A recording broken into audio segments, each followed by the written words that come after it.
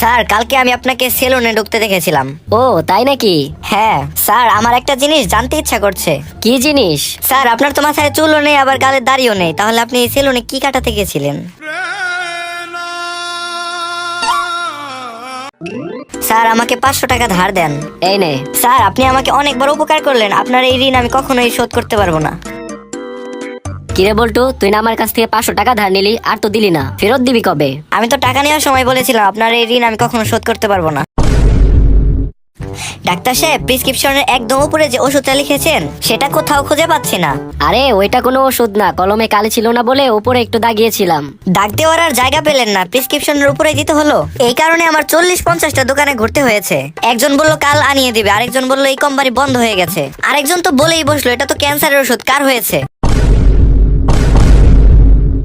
আচ্ছা মনে কর বল্টু, তোর কাছে 10 টাকা আছে, 10 টাকা থেকে কেউ একজন 2 টাকা নিয়ে গেল, এখন তোর কাছে কত টাকা থাকবে? 10 টাকা থাকে।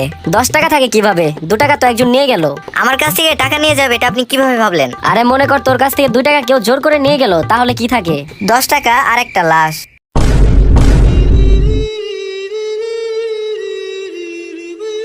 আচ্ছা বল্টু বলতো, সব সাবানের অ্যাডভার্টাইজে শুধু মেয়েদেরই দেখানো হয় কেন? স্যার পৃথিবীর সব ময়লা তো ওদের শরীরেই থাকে, এজন্য ওদের দেখানো হয়। স্যার জানেন আজকে আমি একটা মেয়েকে ইফটিজিং এর হাত থেকে বাঁচিয়েছি।